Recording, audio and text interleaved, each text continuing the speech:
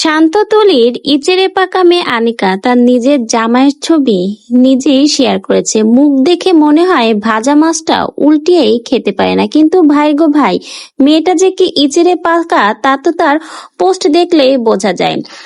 শান্তা তুলির মেয়ে আনিকা তার নিজের জামাইয়ের ছবি শেয়ার করেছে এবং সে ক্যাপশনে লিখেছে, কষ্ট করে কাউকে এআই দিয়ে এডিট করতে হবে না, আসল ছবি দিলাম। ভাবা যায় যে মেয়ের চেহারা দেখলে এত ভোলা ভালা মনে হয় যে ভাজা মাছটাই উল্টিয়ে খেতে পারে না, সে ভাই কেমন পোস্ট করলো আপনি একটু বলুন তো। একটু ভেবে দেখুন ভাই, এই মেয়ে তলে তলে কত কি করে বেড়াচ্ছে, দেখলে মনে হয় কিছুই বোঝে না, মুখটা এমন করে রাখে মনে হয় নিষ্পাপ, কিন্তু ভাই তলে তলে সেরি অনেক কিছুই বোঝে। আবারও সেটা প্রমাণিত হলো।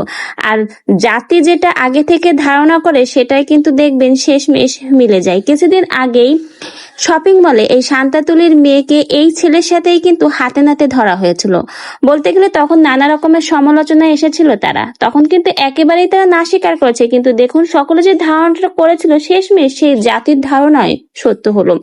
এমনকি শান্তাতুলি নিজেই জানিয়েছে এই ছেলে নাকি দূরের কোনো ছেলে নাই, তাদের পরিবারের ছেলে। তাহলে বুঝতেই হবে পরিবারের ছেলের সাথেই তলে তলে টেম্পো চালিয়েছে শান্ততুলির এই মেয়ে আনিকা, যাকে দেখলে মনে হয় আসলে মেয়েটা কতটা নিষ্পাপ শিশু সুলভ।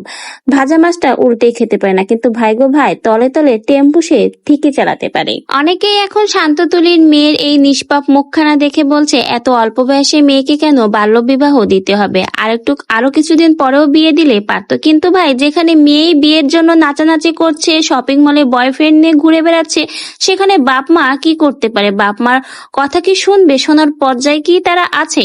অলরেডি তো 1 বছর আগে গোপনে বাবা মাকে না জানিয়েই তারা বিয়ে সেরে ফেলেছে। এখন পরিবারের সম্মান বাঁচাতেই শান্ততুলি শেষমেশ এই ধুমধাম করে মেয়ের বিয়ের পদক্ষেপ নিল। না হলে এত ইচেরে পাকা মেয়ে যে শেষমেশ নিজের আইডি থেকেই নিজের জামাইয়ের ছবি শেয়ার করে ক্যাপশনে লিখেছে, এআই দিয়ে আর কষ্ট করে আপনাদের জামাইয়ের ছবি বানাতে হবে না, সরাসরি দেখিয়ে দিলাম। তাহলে বুঝুন যে মেয়ের চেহারা এত নিষ্পাপ, তার ভেতরে কত ধরনের গোল্লাছুট রয়েছে।